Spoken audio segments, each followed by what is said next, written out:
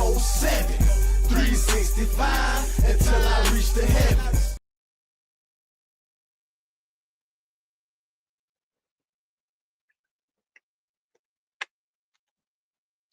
Yeah, my apple juice.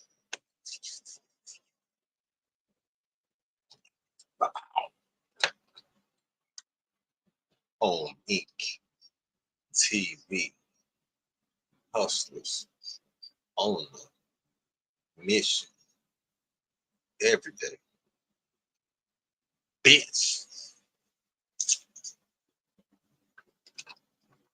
Oh, good though, y'all. Good. We in the lit house. I'm lit right about now. Whatever you do.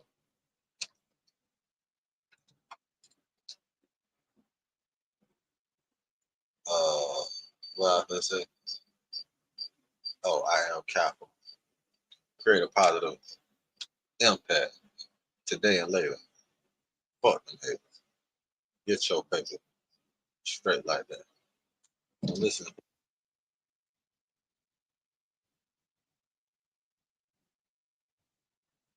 Matter of fact, I got the wrong shit on.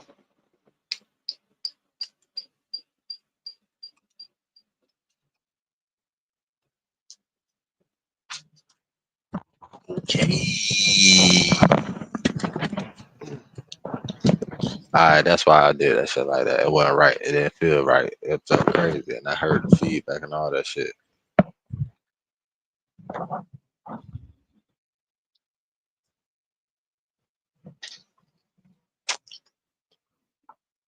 This shit was not just looking like that. Anyway.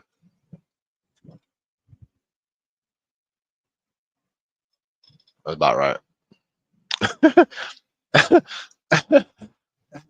Hey man, fuck y'all niggas. Alright, what's up? Home Meat TV, hustlers on the mission every day. DividendApparel.com. Whatever you do, make sure you do it capital and create a positive impact today and later. Fuck them haters. Get your paper straight like that. You know what I'm saying? I am. You know what I'm saying? DJ Dividends will be back around this business. I'm gonna bring DJ Dividends out for the state of Florida and shit. You know what I'm saying? And please excuse how this shit look. This is my teeth. Like that's not my teeth. That's the graphic and shit. You know what I'm saying?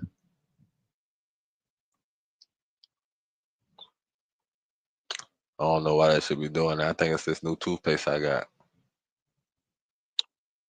It must be something to do with the alcohol. They should do that after I take a sip. Anyway, um, excuse me. Mm. Oh, yeah. TikTok do it capital. Instagram do it capital. Um, what shit? The Lit House, Twitch, Home Meat TV on YouTube, Twitch and Kick. Um, yeah, man. Shit, I'm lit. I'm lit right now. I'm about to get even more little. Shout out to y'all. Hope y'all feeling straight. Hope y'all alright. Hope y'all don't let that bullshit get to you. You know what I'm saying?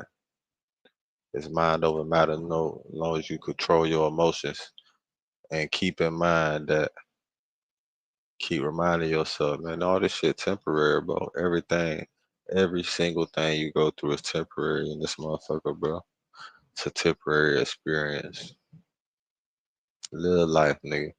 So, with that being said, we're gonna get into this short little, well, this shit ain't short. This shit ain't short and this shit ain't brief. We gonna get into this motherfucking shit right here about the downfall. As you can see, the title supposedly the was by Trap Lord Ross. Yeah, this is on the embarrassing downfall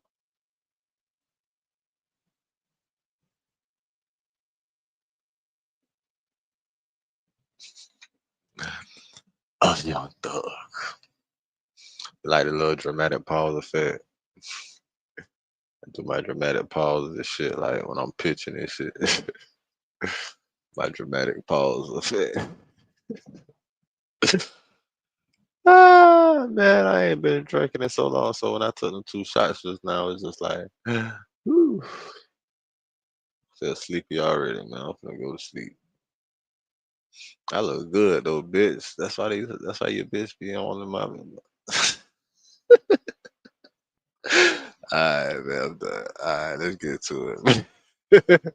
Atlanta for years has been one of the top sources for the most talented rappers in America, but in the shadows, Atlanta is hiding a dark secret. In a place where the street rappers end up becoming the most popping musicians, once a gangster rapper gets on, nothing is worse than their street credibility being tarnished. And in the streets, there's one label that's impossible to overcome: snitching. For many in the rap game, portraying yourself as a gangster but being outed as a snitch can be the end of your career. There might be exceptions to the rule, but the reality is once you're outed as a snitch, the streets no longer want to hear your music. And if there's anybody that's ridden hard for the anti-snitching position, it's Young Thug. After pleading his what that shit said about Lil Uzi? There might be exceptions to the game. Portraying yourself as a gangster but being outed as a snitch can be the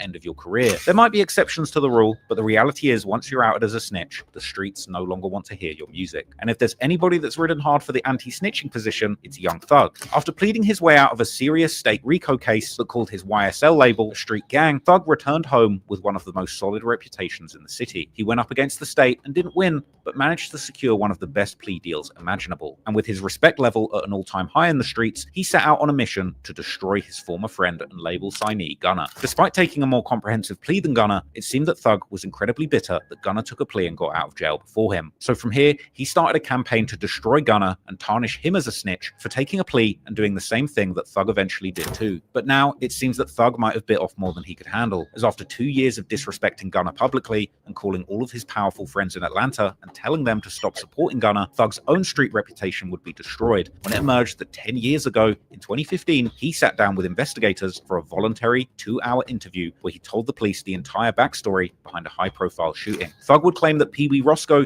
the man they had arrested for shooting up Lil Wayne's tour bus, used to carry drugs for Lil Wayne. Thug told investigators that Pee Wee breaks the law every day and that he didn't want to do anything to get in the way of their investigation of him. Roscoe and Lil Wayne were more than Nigga used to bring Wayne's drugs.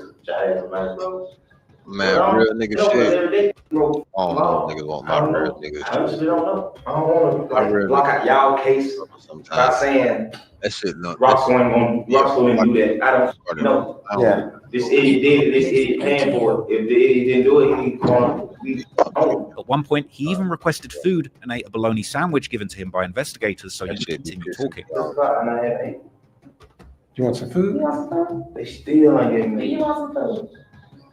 You know that man wants some food, bitch. We'll get it. We'll get you mixed up. Dirty ass bitch. Okay? You want to see if we got some food? He got that dirty bitch. I'm talking to y'all.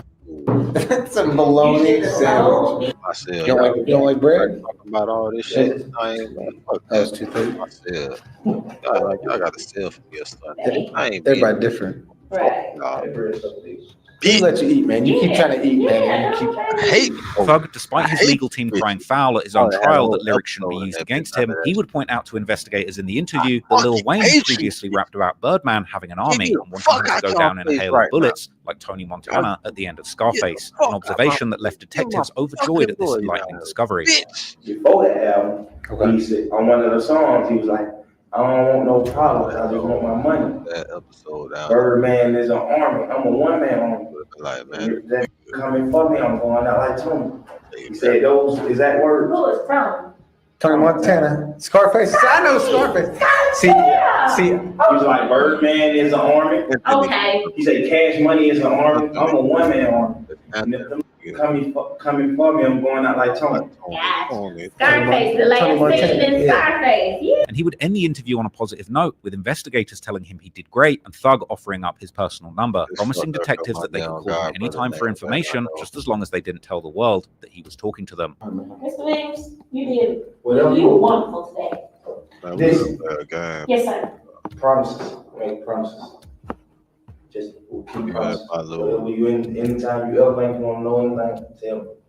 I'll tell you anything. Well, don't tell the world. What's your I can't even number? get in touch Yes, with you you. can. Hey, I don't have your number. Whatever. well, give it to me. But now that audio's leaked, the world is turning on Thug in the exact same way he wanted them to turn on Gunna, with real street figures calling it how they see it and labeling Young Thug as a full-blown snitch too. Whack, you was spitting the cops. Come on now. You was. Why you spitting the cops and you're telling them the truth? Yeah, you telling them the truth. How you Who spending? you spitting them at? Now he told him. Now he's like Roscoe's a junkie. He couldn't do no. Roscoe commit crimes.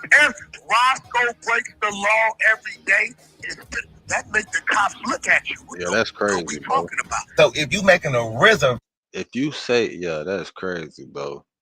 And then you got the nerve to be in that interview talking about you trying to set a nigga free, bro. What actual sentence did you say? What actual statement do you feel like you said where you was trying to help a nigga out? Because you said you was really talking to them people, bro. You know you was really in there talking to them people, telling them your true and actual feelings. You said nigga commit crimes every day, all that shit. You said the nigga. You said so that nigga said. I just forgot what I. Welcome to the lit house. But no, the nigga said, yeah, he commit crimes every day. Nigga said, I don't know if he shot at the bus. I don't know if he did. I don't know if he did. And I can't tell you, but then you said you was cool, you was serving him. But bitch, that's still extra information. You don't need to be saying that either. So you saying commit, yeah, that's definitely getting you looked into more and all that shit. And who knows what the fuck he said. information to tell. It ain't getting leaked. His shit ain't getting leaked because he's not the high profile person in this moment. You are the one that everybody gives a fuck about. You are the eyes. You are the famous person. You are the people. You are the reason all this shit. You know what I'm saying? Like you gotta think about that. You the motherfucking top name on the case. So they going after you. No, that's it, bro. After you already did some telling, you booked a date to tell furthermore like a concert. Y'all can't do that now. Don't do that. Say that 2 hours of spending the police is not even a thing. Spinning? Yeah. How much spinning you gonna do? You gonna be dizzy in 2 hours? Hey, listen. Hey, so I feel you. Like 2 hours is crazy. 2 hours maxed out, right? What logic? You look at Gunna as a rap, right? Yeah, definitely. Okay, so you got to look at Thug like a worse rap because Gunna didn't mention no names and Thug did, bro.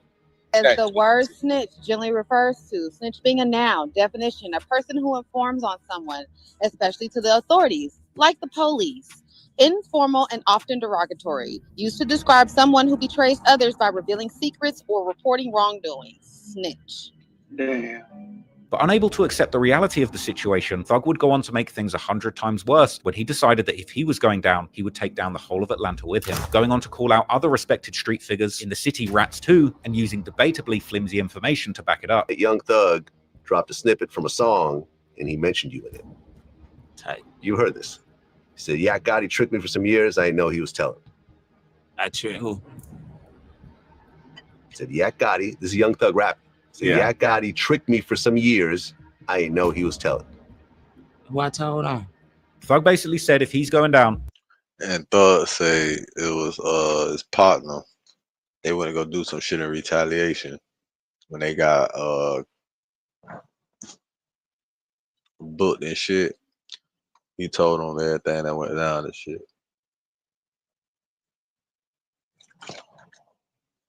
While they was there, they was finna go hit it. They was finna go run down on some niggas. These niggas get on a high speed chase with no license. These niggas drive with no license, 2 sticks in the car. Get on high speed chase, crash out. Yeah, got it. Don't get out of run. The other nigga got out of run. I forget. everyone's going with him. And now the city of Atlanta's reputation Let's is in don't interview tatters, as Big Bang the whole interview. world Talk has now about it. labeled the city Tell everything. RATLANTA, Tell everything the city again. of snitching rappers. But how true are the Tell it snitching again. allegations against Thug, as well as the allegations he made against others? Well, today, we're going to look into every story and case and try and determine the real from the fake, and answer once and for all, are the streets of Atlanta still solid like they used to be, or is it now truly RATLANTA, the city of snitches? Content warning. This video is about a sensitive topic involving loss of life. We've removed any graphic content to comply with YouTube's guidelines. We aim to provide informative, factual journalism on a tragic event in the public interest that does not dismiss its seriousness. All clips are used under the doctrine of fair use for news reporting and analysis. Some points made in this video are opinions and theories. I am not responsible for third-party information. If you want to watch my videos uncut and extended, go to patreon.com/traplawross, where you can get those for just $2. Also, you can now watch my new drops on Spotify, so go search me there. Here's the video. Please explain to me, what's the whole beef between Lil Wayne and like Birdman? Why is he trying to sue him and all that? What's the deal with that? Lil Wayne and Birdman first crossed paths when Lil Wayne was just 11 years old, when rapper Lil Slim, a Cash Money Records artist from Wayne's Holly Grove neighborhood, made the introduction. Wayne out my hood, so Wayne out of Holly Grove. Y'all know I'm off Apple and Eagle. We had the autograph session and told Wayne to come over there, and he showed up. And you introduced him to Baby. Yes. And how old was he? What if you can create your own website by saying, this is what I want? With Wix, you can. How old was he? First up, let's talk about AI color themes. You can get any combos you want. Bold and bright, minimalist and sleek, or something you didn't even think of. Just describe the... He was like 11. 11 or 12? Yeah, by 11. Wayne, who at the time was going by the rap name Baby D, would freestyle for Birdman, the head honcho of Cash Money Records, and Birdman would give the young rapper his business card in return. He introduced me to Baby, and then I spit for Baby, and, you know, gave me a card, and I ain't never stopped calling the number on that motherfucker.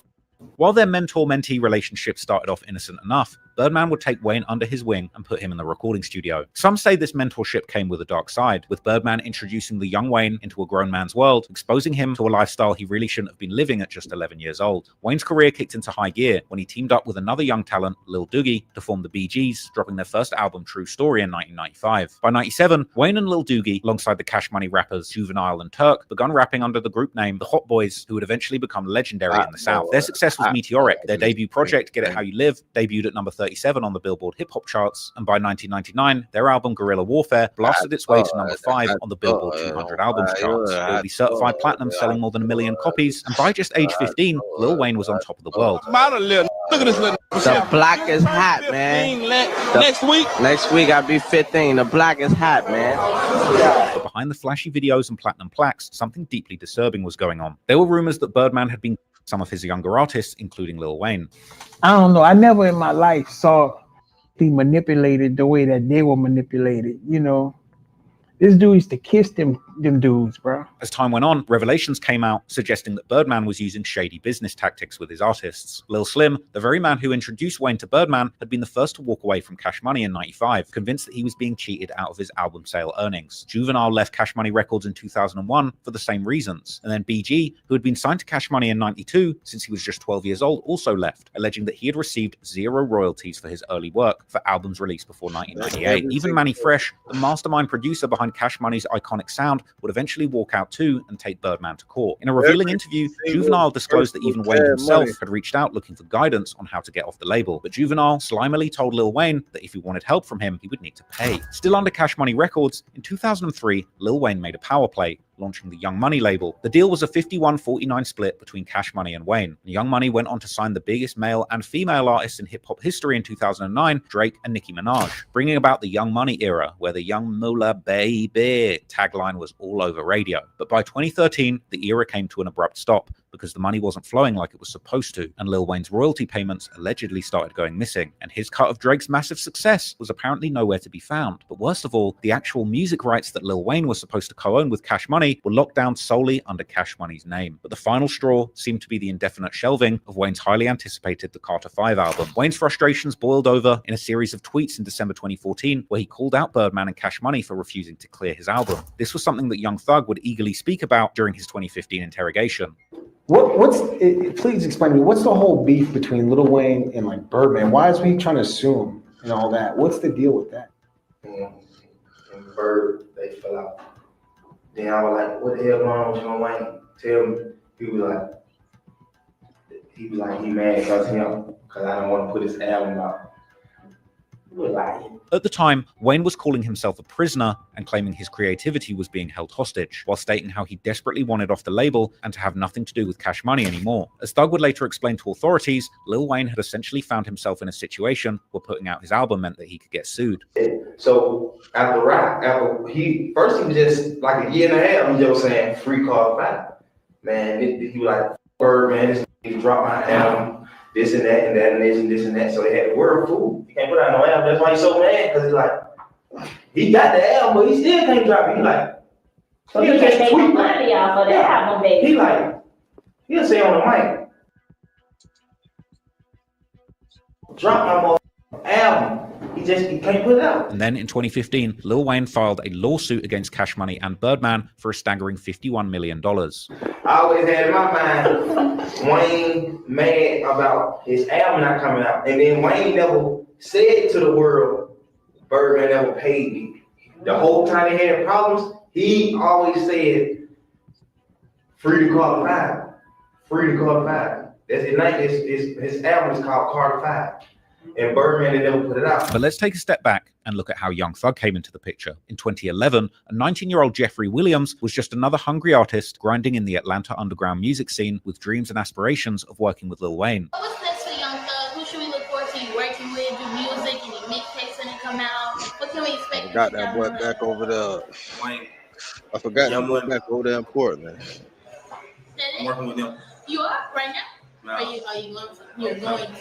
Yeah, Young Gun, I'm coming. It was impossible to deny the role and influence that Wayne had on Thug's early sound. It was difficult to find any review of his early mixtapes and songs that didn't have somebody mentioning just how much he sounded like Lil Wayne. It was around 2014 when Thug began raising eyebrows on the internet, romantically sharing drinks with his homies and rocking leopard print tutus, that he would graduate from a Lil Wayne imitator to a real deal unique artist with serious potential in the music game. His songs Stoner and Danny Glover began popping in the streets of Atlanta and all around America, and at one point he was even rumored to have signed to Birdman's Cash Money Records too, a deal that ultimately didn't actually end up materializing, as Thug would later reveal to authorities that he felt like he actually dodged a monumental bullet by never actually signing the deal. I'm glad I ain't signed with him. I would have been the same way like Wayne, showing I got my money, trying to sue his mother, because I always had in my mind. But anyway, in March 2014, Thug came out with a bizarre announcement, telling the world that the name of his next album would be Carter 6, presenting it as the ultimate homage to his idol Lil Wayne. I looked up to this fool so much I named my Carter because a while back he was like, the Carter 5 is my last album. Yeah. And then I didn't know that album was gonna be held. I thought that album was gonna drop. So when he dropped the Carter 5, I was gonna come up and drop the Carter 6 and just keep going to the Carter 10. This announcement came at the worst possible time, as at this point, Lil Wayne was publicly feuding with Cash Money Records and Birdman, with the timing looking incredibly shady, as Birdman had also seemingly taken Thug under his wing. Tensions continued to heat up following Wayne's $51 million lawsuit against Birdman in January 2015, and in March 2015, Thug's label officially announced that Thug's Carter 6 would be coming out soon, with this followed by Thug releasing the artwork for the project that featured himself naked under a red spotlight the next month. But Lil Wayne was not impressed, and he would go on to diss Young Thug and the album cover. Also, before I go any further, I want y'all to do me a favor and stop listening to songs that pose naked on their mother album cover. However, Thug insisted that the album was named in honor of his role model, and he would later give his opinion on Lil Wayne's response to him to the authorities. But he probably thought I was being funny about it, so he just started tripping on me. And it was at his show, he was like, Birdman. And then on my album cover, I don't got on no shirt, he was like, if that pose naked on his album cover, don't listen to that shit. I'm like, damn, I'm on wrong to you. I'm like, bro. But anyway, Thug was inevitably forced to change the name of his album under threat of being sued too, instead going with the name Barter 6, a B being of course a reference to his alleged affiliation with the Blood Gang. He would then announce the location of his next show be in Holly Grove, New Orleans, Lil Wayne's hood, with Thug telling the world that he would be pulling up strapped with guns, or as he referred to them, Yeah, YSL. And that's crazy as hell, right? No, nobody else want credit. You got credit for coining that term. Yeah. Yeah, all the credit. I don't think nobody else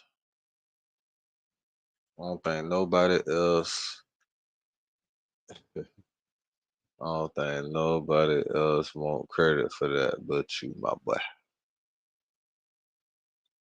You know what I'm saying? Man, my niggas drop titties on them bitches. You feel me? Man, my niggas put new titties on them hoes.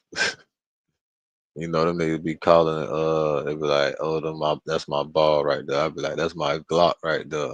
I'm busting that bitch. Ah, side, fast, twin, fast kid, kiddo,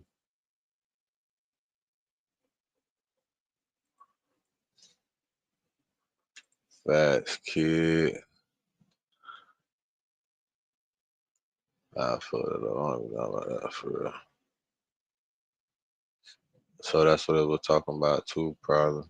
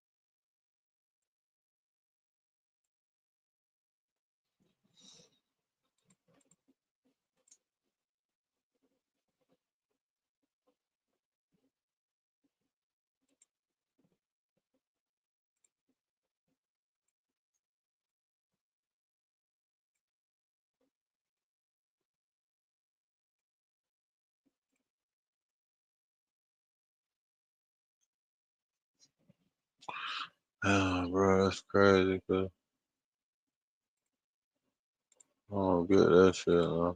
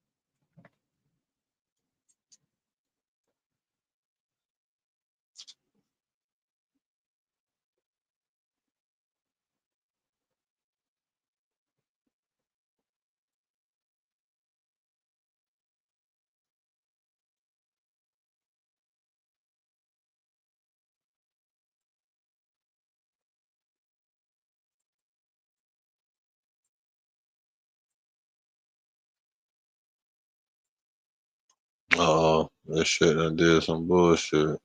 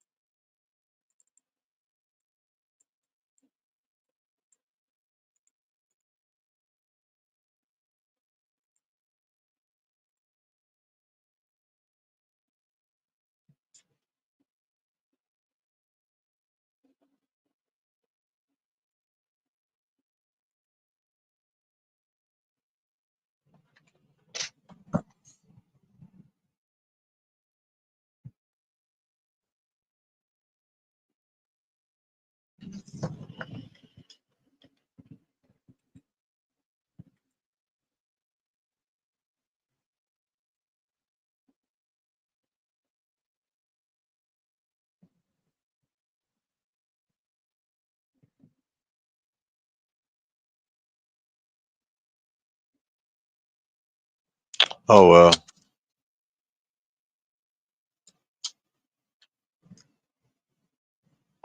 Let's get back to it. Carter 6 coming out Friday, first show. New Orleans, Holly Grove. Meet me there, better beat me there, you did. With them too. Yeah. And Barter 6 would indeed officially release on April the 17th, 2015. Lil Wayne immediately fired back during a live performance, making his position clear. There was no such thing as the Carter 6. If there were any other albums that dropped recently, tell them I say suck my ain't no mother such thing as Carter 6. You let them know Tocha said suck my. But less than a week later, this war of words escalated to something far more dangerous, as on the night of April the 26th, 2015, Wayne was on stage at a club called The Compound in Atlanta. And while this was going on, down in Louisiana, Lil Wayne's home state, Thug was facing a hostile crowd, getting booed off stage.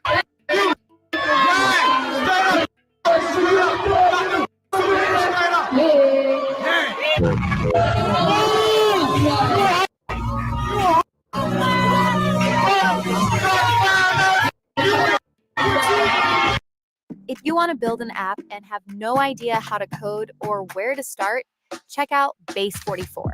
I built this daily habit tracker that helps users log small wins, track their mood, reflect on. Their rivalry was playing out in real time in two different cities, and ironically, they were both on each other's home turf. But as Lil Wayne performed, Thug's affiliates and alleged members of the Blood Gang, including Pee Wee Roscoe, real name Jimmy Winfrey, descended on the venue. Police would claim that they spotted Roscoe driving his own personal white Camaro, as well as claiming that they had spotted an assault rifle inside the vehicle. Reportedly, a confrontation had taken place when Roscoe was refused entry into the venue, with it being suggested that at some point he promised to spray the bus. After the show, Roscoe left the area, and while the show was shutting down, law enforcement provided Lil Wayne and his entourage a police escort to get them out of the area. But their escort ended as Wayne's tour bus entered into a new jurisdiction, driving onto the Interstate 285 when the white Camaro would pull up beside them, and soon shots from a 40 cal and 9mm handguns would riddle both buses with bullets. The investigation that followed this shocking act of violence would produce some even more disturbing findings, as the alleged triggerman Pee Wee Roscoe would allegedly call Birdman's phone right after the shots were fired. And once Wayne's bullet-riddled bus screeched to a halt at the Mandarin Oriental Hotel, while still on the phone, Roscoe made his way back to Wayne's location. But fortunately, Unfortunately, police were already on the scene, and afterwards, Pee-wee hid the Camaro and fled to Miami. Almost exactly 1 month after the shooting, Pee-wee was picked up by police and arrested in connection to the tour bus shooting. New developments this noon in the shooting of a rapper Lil Wayne's tour bus. This morning, the accused triggerman went before a judge, and Channel 2's Audrey Washington was there. Audrey, Jimmy Winfrey was hoping to be allowed out of jail this noon. Linda, court just wrapped up a little over 60 minutes ago. Despite some moving and emotional testimony by the defendant's sister, the judge was not swayed and denied bond. While staring down possible decades in prison for the shooting, Pee-wee would reportedly throw his no-snitching standards right out the window, because according to court documents revealed by TMZ back in 2015, Pee-wee, or technically his lawyer, would tell authorities that Birdman should also be held liable as a party to the crime, arguing that Birdman's financial dispute with Wayne was the very reason for the shooting in the first place. TMZ appeared to argue that Pee-wee's team were essentially pointing fingers at Birdman to make sure he didn't go down alone. After the most recent scandal around Thug's alleged snitching, YSL Lil Woody would bring this decade-old article up with his own interesting theories on why Thug had been talking to the authorities, arguing that while behind bars, Pee-wee had told Thug to get him out of prison, so Thug and Roscoe hatched a plan to put the shooting on Birdman. When Thug was in there trying to tell, they weren't having it because they wanted Thug. That's why Pee-wee did go to jail. Pee-wee did get convicted. This the second time he been charged with the Wayne tour bus. Pee-wee got convicted in 2016. Pee-wee went to prison. Thug, he told Thug and them, hey man, y'all better get me out of here. Go look it up. TMZ already exposed it. Pee-wee had turned on Birdman. They already got to it. They already got to it. They already got to it.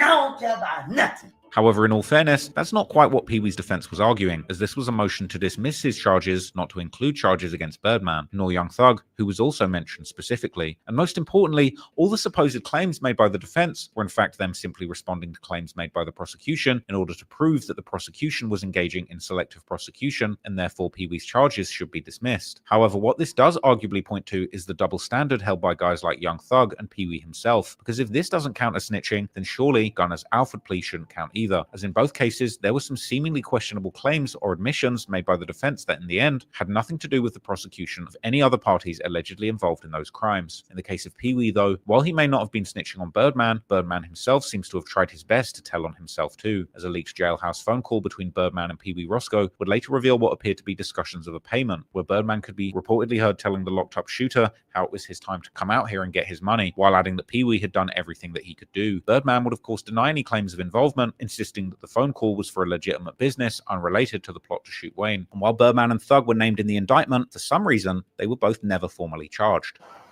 This week, an indictment in the case stated that Winfrey called cell phones linked to rappers Young Thug and Birdman before and after the gunfire. The indictment went. Where them phone calls at? They got all these phone calls. Where them phone calls? I know somebody got that. Who finna leak that? On to state that the shooting stemmed from a feud regarding Lil Wayne's contract with Cash Money Records. Ultimately, Roscoe ended up taking a plea deal instead of facing the wrath of Cobb County's district attorney and what seemed like an overwhelming amount of evidence against him. Man who shot up tour buses belonging to rapper Lil Wayne pleaded guilty and accepted a 10-year prison sentence. He had until today to take a deal. As Pee-wee or Roscoe will spend 10 years in prison. The district attorney here in Cobb County believes the gang problem is getting out of control in Cobb and really the metro. We told you about a case last week in which his office asked the judge for a 350-year sentence in another gang case. So it's likely Jimmy Winfrey saw the writing on the wall. However, he was allegedly pressured to accept the deal, and in a strange turn of events, by 2018, that conviction was thrown out by the Georgia Supreme Court. In this case, the judge interjected herself in that process, implying that if Winfrey lost at trial, she would give him a much harsher sentence. As a result, the Supreme Court found that Winfrey did not voluntarily enter the plea and was influenced by the judge, so the plea and convictions were thrown out. By November the 6th, 2020, after 5 years in prison, Roscoe was a free man once again. Yet despite Thug's diligent public support for Pee-wee following his arrest in 2015... Dale, what you got to tell them? Free Roscoe, bang on What you got to tell them, Duke? Dre? Free Roscoe, motherfucker. Free him. Go. Yeah, free Roscoe till you free. Big B's. Big C's. You understand what I'm saying?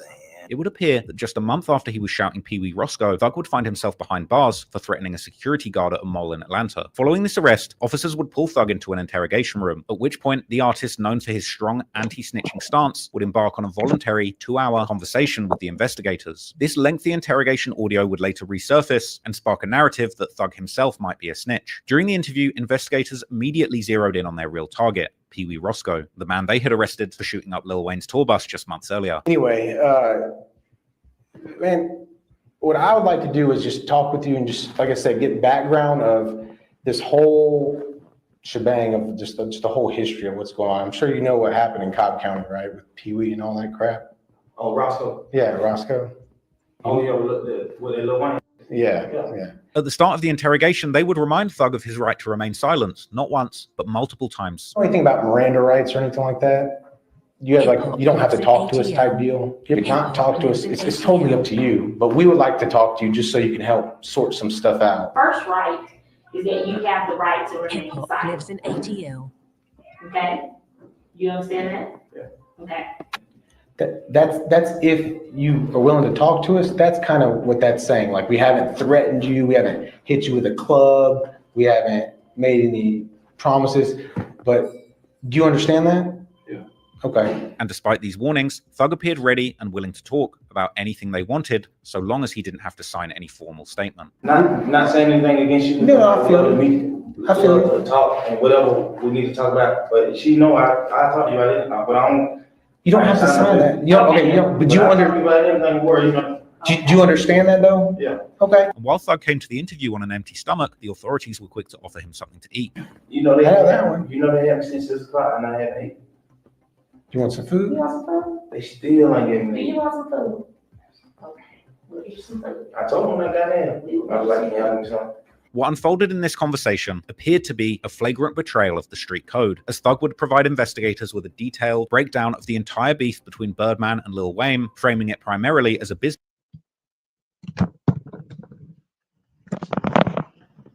Yeah, when they did that, they were seeing what type of nigga he was when they brought him a bologna sandwich.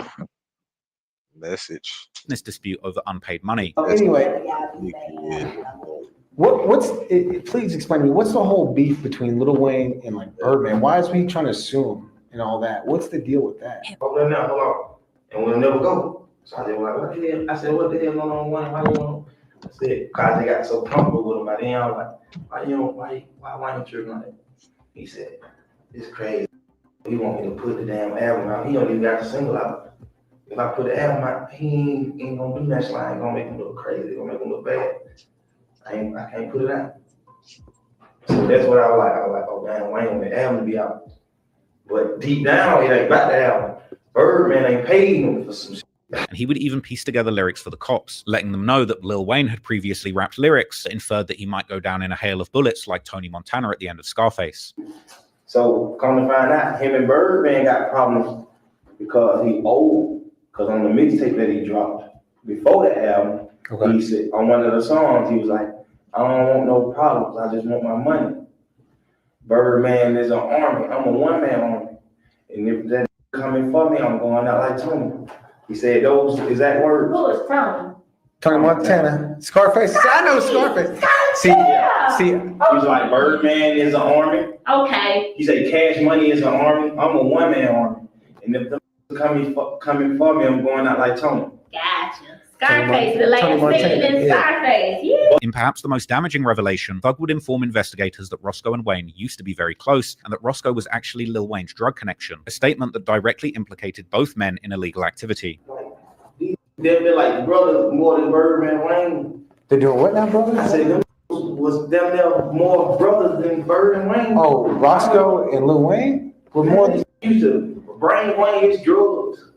Like, trust them. I don't know what the fuck happened with them fools. After this, the interrogation was temporarily interrupted by the arrival of Thug's bologna sandwich. That's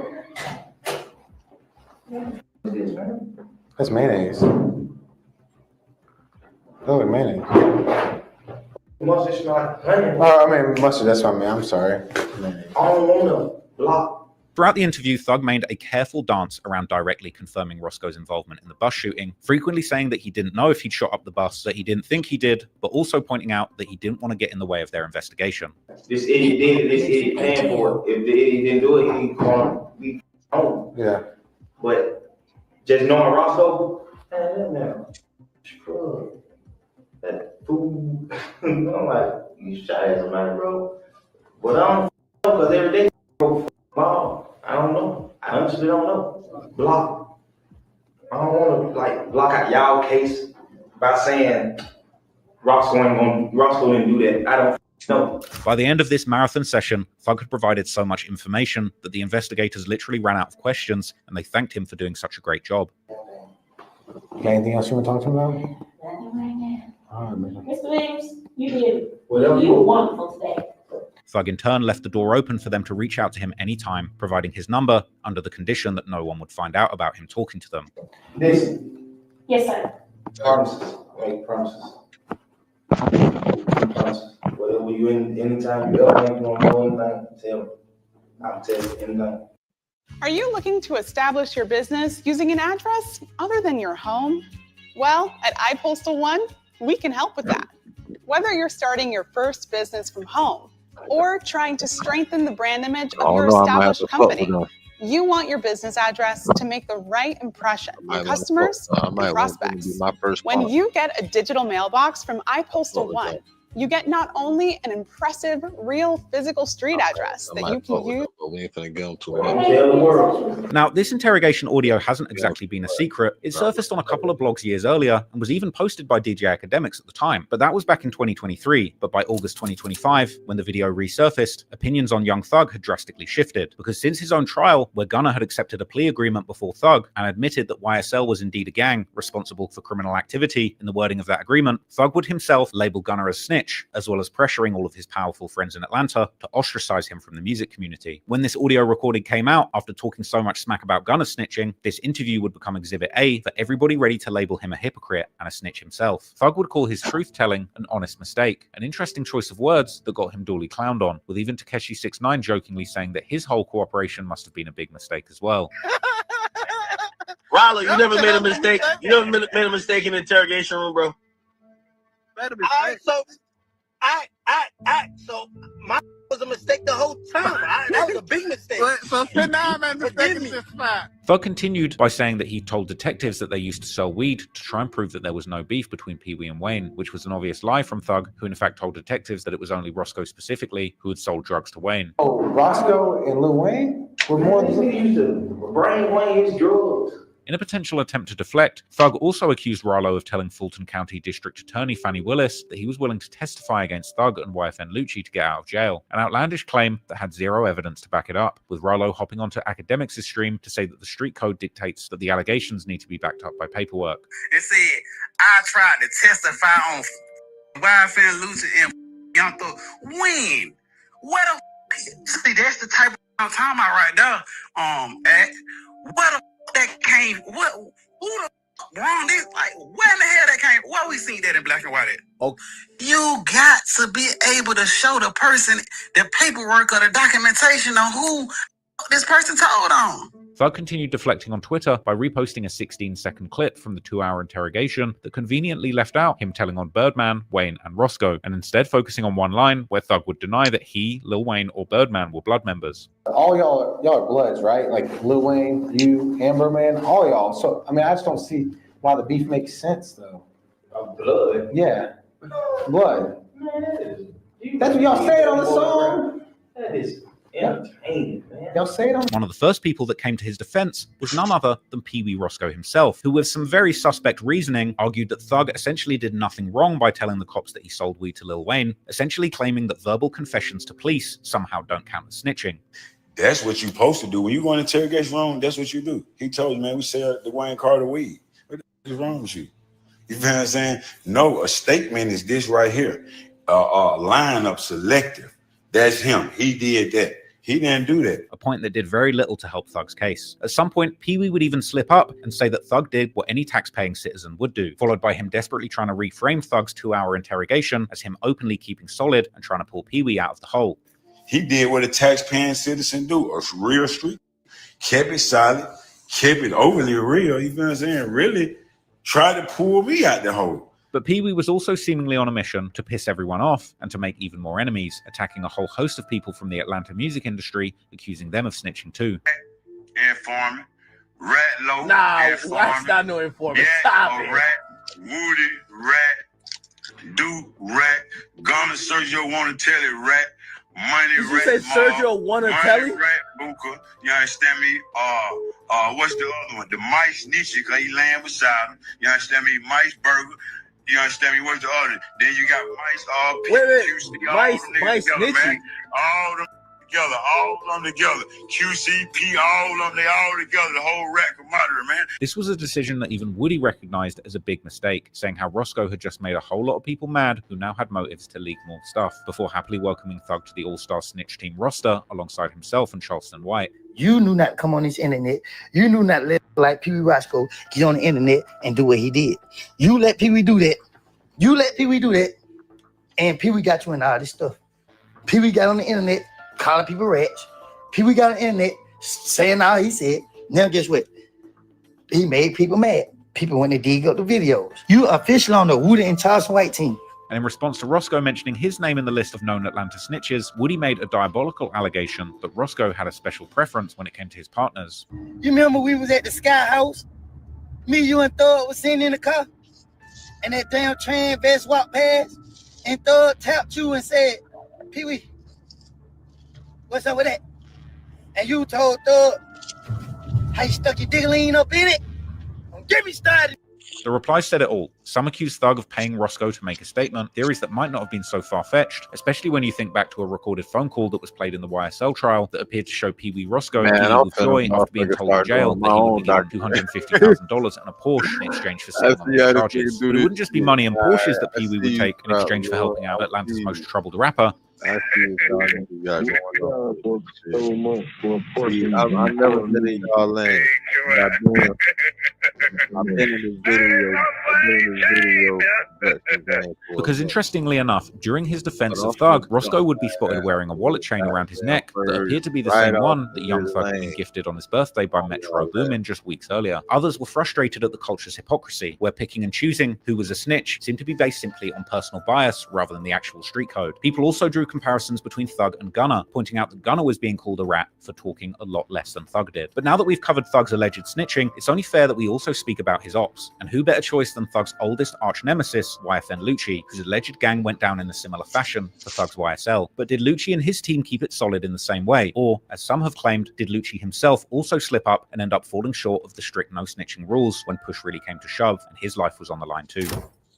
When it comes to the beef between Thug's YSL and Lucci's YFN crews, I've already made several videos that go into incredible depth about it. In the latest of those videos, my over 3-hour deep dive into the Young Thug and YSL trial, I also break down the history of the Atlanta gang scene starting from the 2000s. So if you want all of the context behind this, you can go and check those out. But for the purpose of this video, all you really need to know is that both YSL and YFN are Atlanta gang sets with alleged ties to the National Blood gangs, with YSL allegedly led by Young Thug, hailing from the Cleveland Avenue area and being allegedly at least somewhat affiliated with the East Coast-based Money Murder Blood Gang, while YFN, allegedly led by Lucci, is a faction that's allegedly part of a larger set called ABG, aka the Atlanta Blood Gang, which hails from Summerhill and Peoplestown neighborhoods, and it's primarily associated with the West Coast originated Inglewood family gangster bloods, also known in Atlanta as the IF Gang. Now, once upon a time in the early 2010s, the different blood gangs and sets in Atlanta were seemingly relatively friendly with each other, this including also YSL and ABG, whose members would even make a music video together, like Thug from YSL and a rapper called Bloody J from the ABG, who would even put out an entire project together called Black Portland in 2014. Unfortunately, in the following year, in 2015, everything would change after the infamous murder of Big Nut, real name Donovan Thomas, a highly respected member of the IF Gang and a music industry insider, who had helped launch the career of YFN Lucci himself, with Lucci signing to the local Think It's a Game label in 2014 when Nut was a key associate. Nut's murder allegedly was committed by members of YSL, although the Fulton County prosecutors would ultimately fail to prove this during the YSL trial. This killing would launch the city of Atlanta into a bloody war between these two factions and their affiliates, while also making YFN Lucci and Young Thug each other's worst enemies. At the same time though, YFN Lucci's music career career would begin to garner some significant mainstream attention, with songs like his 2016 anthem Key to the Streets featuring the Migos. But while Lucci was on his way to becoming a household name in rap, just like Thug, he couldn't stay away from the streets, and as the prosecutors would later claim, at some point Lucci's YFN crew and the broader ABG Atlanta Blood Gang would even begin making street connections all the way in Miami, Florida, where they would get affiliated with a gang hailing from the Liberty City neighborhood in North Miami, more specifically the Liberty Square Public Housing Project, also known locally as the Pork and Beans Projects, or simply the Bean. This gang set was known as the Bloodhounds, or BH, not to be confused with the Chicago-based crew of pill-crushing, chain-snatching demons with the same name. Particularly Lucci would seemingly become close with local rappers from this set, like the rapper known as CP3, with the two even releasing music together.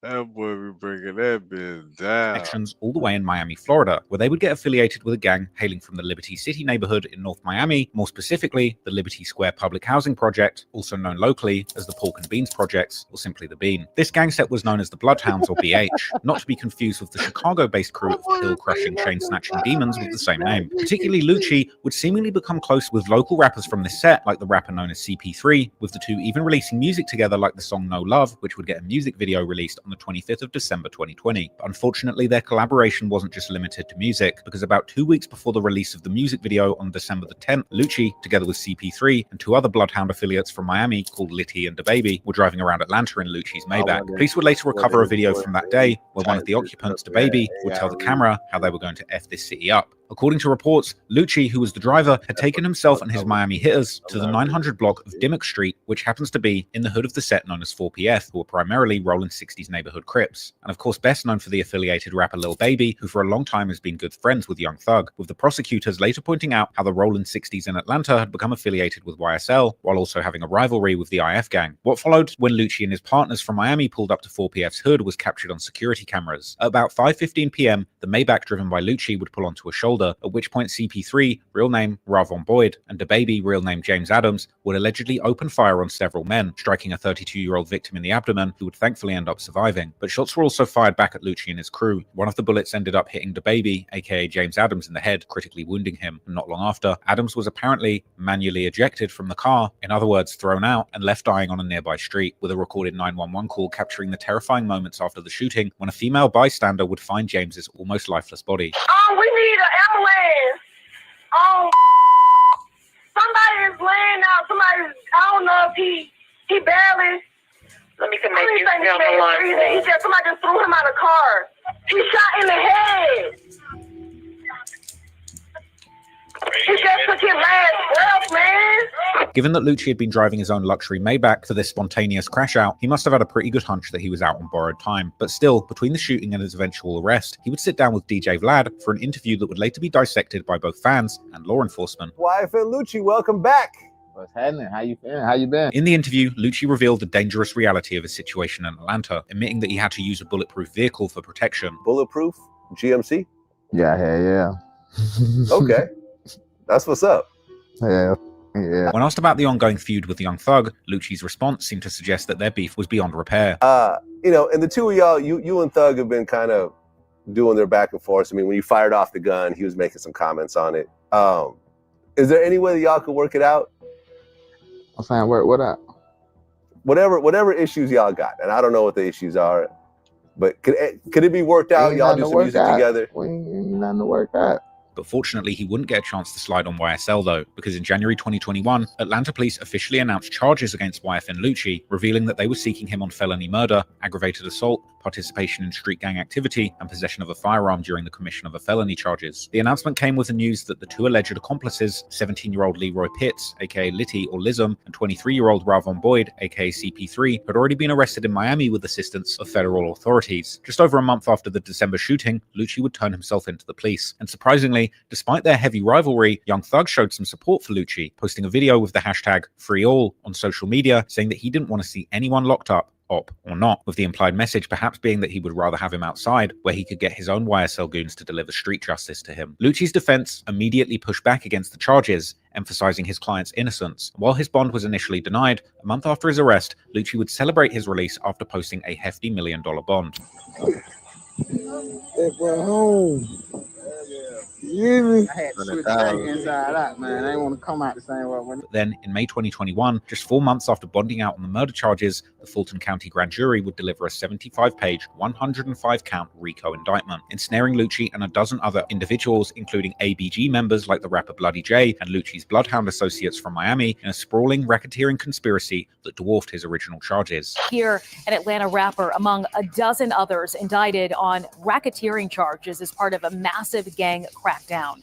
And that is our top story. Police say the charges are all related to the Bloods gang activity spanning over a decade. The December shooting that had initially landed him in jail was no longer a standalone case, as it had become just one piece of evidence in a massive racketeering conspiracy, where the prosecutors used Lucci's and his YFN crew's affiliations with the ABG and the IF gang, as well as the Bloodhounds from Miami, to string together numerous different crimes and overt acts to paint a picture of a dangerous interstate criminal enterprise. I formed a gang task force in 2019 focused on prosecuting gang members under state anti-gang laws. So that actually helped the Fulton County District Attorney's Office land this indictment, 75 pages, 105 counts in total, all against 12 men allegedly associated with the Bloods gang in Atlanta and Miami. In a move that would become increasingly common in hip-hop related prosecutions, Lucci's own music videos and lyrics, as well as social media posts, became key evidence in building their case. Comes up in February of 2020 when he appears to throw up gang signs and use certain lyrics in a music video called Shine On. Specifically, the music video for Shine On, featuring both YFN Lucci and Bloody J, was cited directly in the indictment as proof of their blood membership. Prosecutors pointed to social media posts showing Lucci in the notorious Pork and Beans projects in Miami, arguing that simply being tagged in such locations proved his leadership role in the interstate criminal enterprise. The RICO indictment brought additional allegations, including an earlier August 1st, 2020 incident where Lucci had allegedly strangled and beat up a man for simply playing the song of an op. And you probably don't have to think too hard to guess who that op might have been, before allegedly then paying the guy off to avoid getting charged. And Lucci was also accused of tampering with evidence by hiding the vehicle used in the December shooting that had caused the death of his friend from Miami. Unfortunately for Lucci, the violence that had defined his life on the streets of Atlanta would follow him behind bars. The notoriously dangerous Fulton County Jail is one of the largest correctional facilities in the country, housing nearly 3,000 detainees with various criminal and gang affiliations. The jail has become infamous for being a hub of violence and contraband, where weapons are reportedly easy to obtain. Lots of makeshift weapons, including shanks, even a makeshift hatchet, cell phones, even a bullet, suspected drugs. In just 2023 alone, the facility recorded a staggering 1,293 stabbings. On February the 9th, 2022, surveillance footage inside the prison captured one such violent encounter, where Jaden Merrick, also known as Setrip, a reported member of Young Thug's YSL gang, attempted to attack YFN Lucci with a makeshift shank. Lucci fought back, and a physical struggle between the two ensued.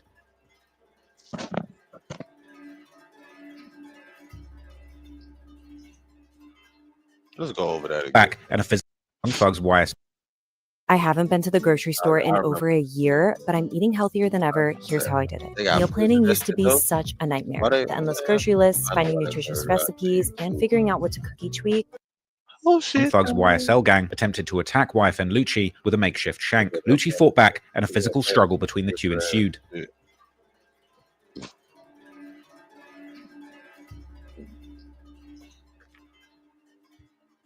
Continuing down the stairs, where Lucci managed to wrestle his attacker to the ground.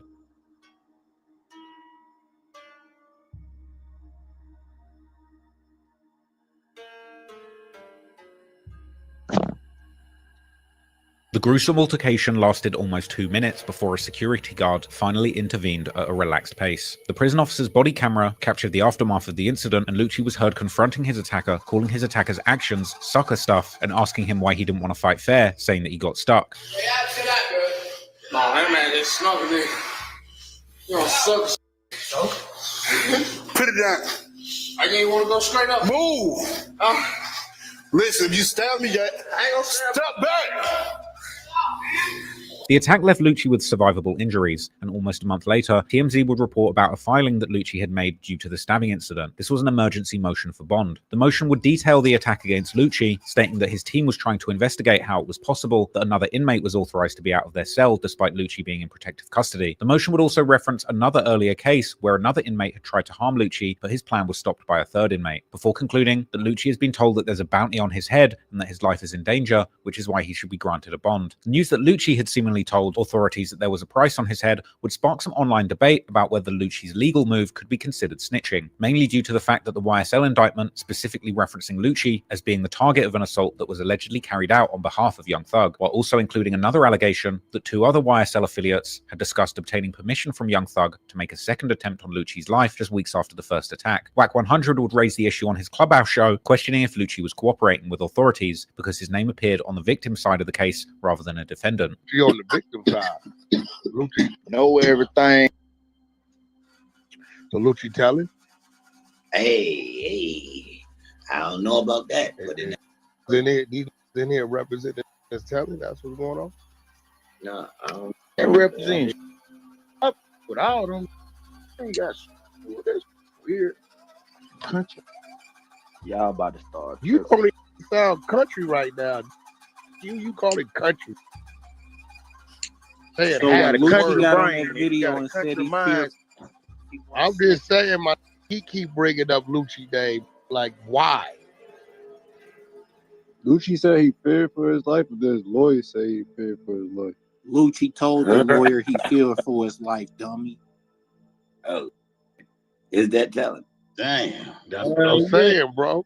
That's what I'm saying. He wrote Lucci out, bro. However, following the stabbing, Lucci's lawyer consistently and publicly stated that his client did not want any cooperation deal and he had refused to testify against Young Thug, with Lucci refusing to sign cooperation documents and firmly shutting down any speculation that he was testifying in Thug's trial. With regards to Lucci's own case, by December 2023, 7 defendants on the RICO case would accept plea deals, leaving 3 out of the original 12 defendants to take it to trial, one of those being Lucci himself. Then, in January 2024, Lucci made a deal of his own, with the state dropping 12 out of the 13 charges against him. Is it your decision to waive these rights and enter a guilty plea because you are in fact guilty? Yes. How do you plead to count 69 in indictment 23 SC 188921? Guilty. Lucci was sentenced to 20 years with 10 to serve, also receiving credit for time served and a crucial letter of support from DA Fannie Willis recommending early parole. Finally, on January the 31st, 2025, YFN Lucci walked out of prison a free man, having served his time without snitching, not even on his ops. And as a response to the recent revelations about Young Thug's alleged telling, fans would create lists of Atlanta rappers who had been locked up but never snitched, with Lucci's name appearing second on the list, right behind Gucci Mane. Now with a reputation as one of Atlanta's most solid gangster rappers, he'd been spotted coming out of jail, being picked up by his family in a fresh Rolls Royce and enjoying his newfound freedom. And he's had massive success with his first single he dropped since his release, January the 31st, My Truth, racking up a whopping 20 million views in just 3 months. But clearly still haunted by the tragic case where he witnessed the death of his friend. He still owns the original Maybach that shootout happened in and has now turned it into a public monument to honor the progress that he's made since this low. A shrine nearby a display of the car reads, "This is YFN Lucci's Mercedes Maybach truck. It's more than a vehicle. It's a testament to both dreams manifested and obstacles overcome. This automotive masterpiece was gifted to YFN Lucci by Think It's a Game CEO Gervin Fly Henry. Like its owner, this vehicle embodies power, luxury, strength, and now endurance. Beneath its polished exterior lies a deeper significance. This Maybach's legacy is intertwined with a profound loss, a silent witness to the pain felt when beloved friend James Baby Adams lost his life during a tragic shooting on December the 10th, 2020. As we admire this symbol of achievement, we simultaneously honor a fallen comrade who was a pivotal part of the journey. This Maybach now stands here as a monument, so on this next album, when you hear the words, "Riding in this Maybach cost me 3 lawyers," understand its true history. YFN Lucci did get some flack for lyrics in his comeback song, where he appeared to suggest that despite his friend passing away, at least it happened in a luxury Maybach. In 2025, following the exposure of some of the biggest rappers in Atlanta, it's highly likely that YFN Lucci will go on to have one of the most promising careers in the city's history, but only if he stays out of trouble with the law and his enemies. On May the 9th, 2022, Fulton County District Attorney Fannie Willis charged 28 members of the Young Slime Life record label in a RICO indictment, with prosecutors alleging the gang was responsible for multiple murders, shootings, and racketeering activities dating all the way back to 2013. At the center of it all was Jeffrey Williams, known better on the streets and the rap world as Young Thug. See this coming. And if Lucci gonna be they say Lucci on that list right under Gucci Mane. And somebody was saying Gucci Mane that snitched on Jeezy.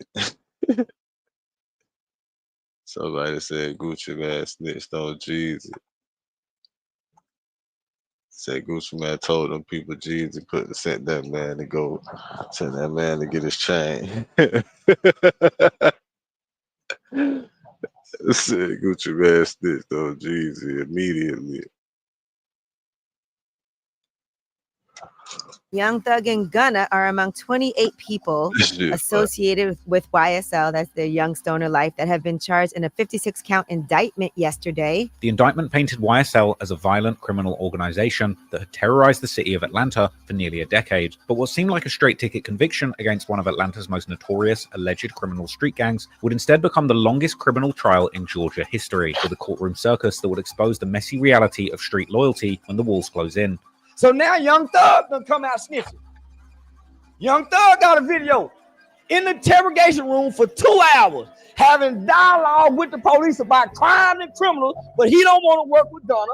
Come on, homie, look at the hypocrisy. Giving rise to questions about who committed what crimes, and even, far more damaging by street standards, who told on who. When the trial began, the prosecution thought they had the perfect weapon to answer those questions. That weapon was Kenneth Copeland, aka Lil Woody, a former YSL associate who himself had an exceptionally friendly relationship with police, with recordings of Woody speaking to police dating all the way back to 2015 too. Back in 2012, he even alleged that he knew about a hit that was about to happen on Young Thug's orders. Somebody's supposed to get killed tonight.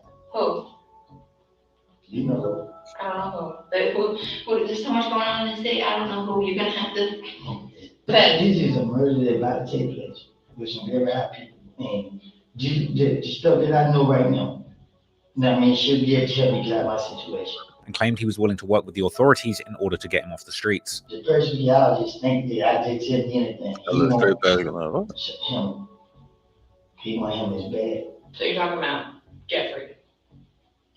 He's still stupid. You know what I mean? Like, you're rich. Why would you be stupid? That's why I get away from him. I get away from him. That's why you never see me post it. I don't know. I mean, I just hate being around him. And as the case for the YSL RICO was slowly being put together behind the scenes, prosecutors approached Woody with a deal for immunity if he agreed to testify against Young Thug and YSL in the upcoming trial. This immunity deal was crucial because Woody was facing serious federal gun charges as a convicted felon, charges that mysteriously disappeared just 1 month before Thug and the other YSL members were arrested. With that, the prosecution believed that they had structured the perfect arrangement, as Woody could testify about everything he knew without fear of prosecution. But the moment Woody took the stand, he would put on a circus show that would threaten to derail the whole case. Woody's time on the stand started with him refusing to answer basic questions and pleading the fifth when asked for his actual age. Question. Okay. How old are you? Grown. Okay, what does grown mean? I'm an adult. Okay. And when you say you're an adult, what number in years are you?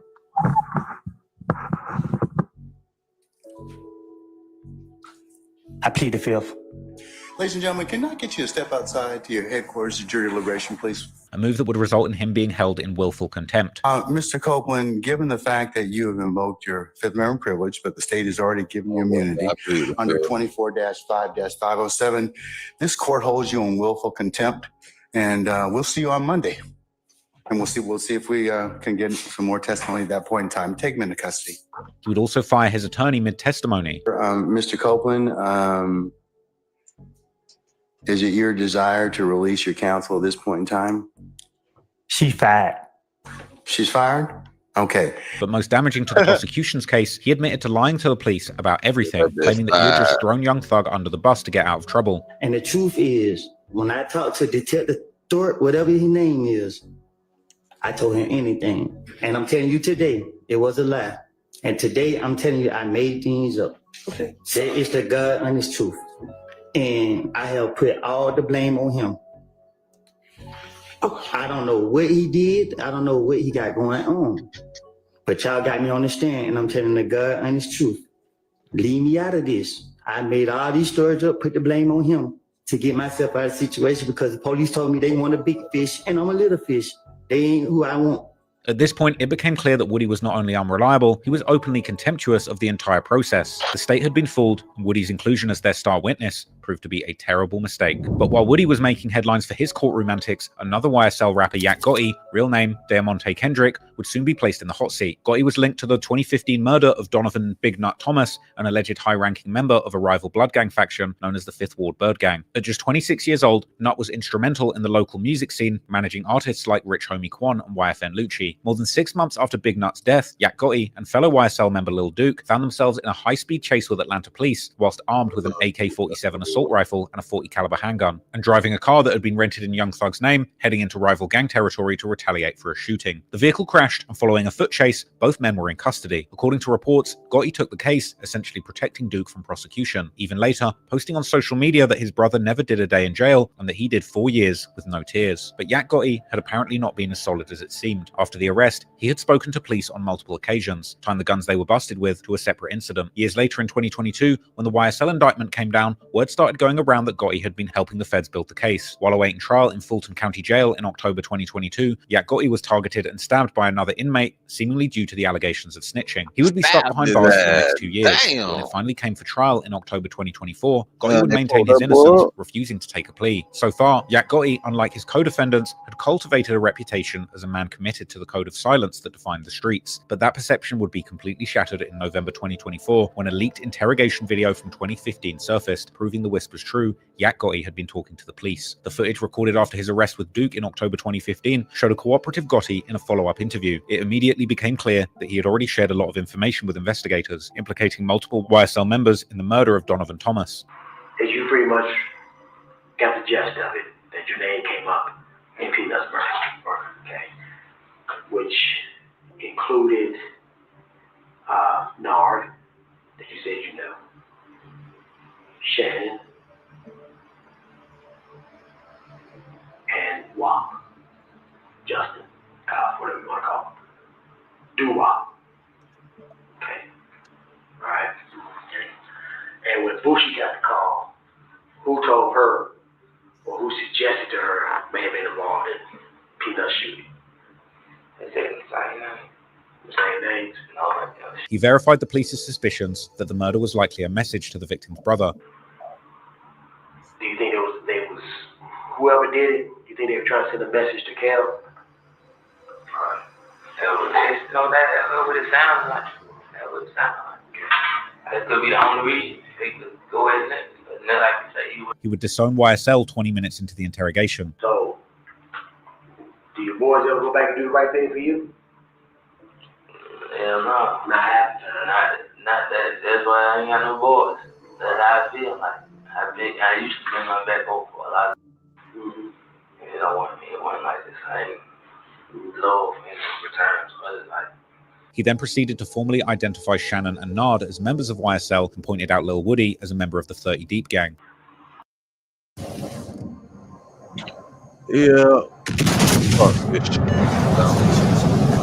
The rap right now. The other thing working right for me.